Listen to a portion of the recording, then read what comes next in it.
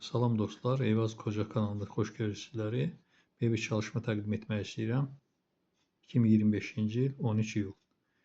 Birinci qrup blok. Trigonometrik məsələdir. Belə olarsa bu ifadənin qiymətini tapın. Deməli biz necə edirik? Sinus 2 alfa minus beta.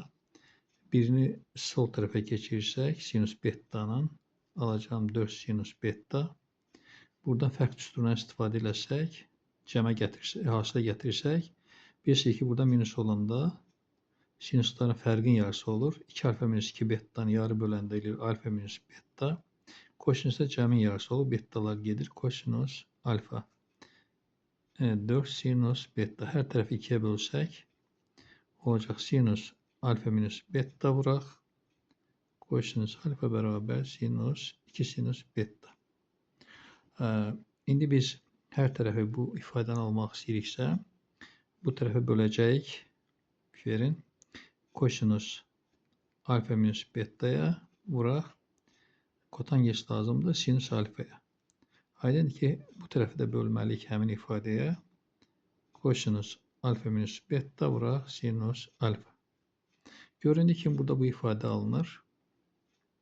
Yəni burada alınacaq bu tərəf olacaqdır. Bizim axtardığımız tangens alfa minus beta kotangens alfa bərabərdir 2 sinus beta. İndi bunu cəməklə çevirsək, birisi 2, 2də 1 daha doğrusu.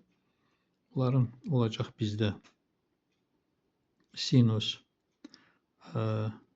alfa minus beta üstə gələk sinus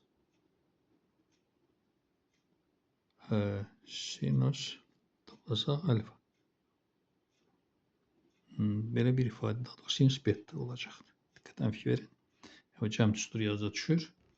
O da bərabərdir. Bu çıxacaq. Burada 4 olacaq. Burada sinus beta olacaq.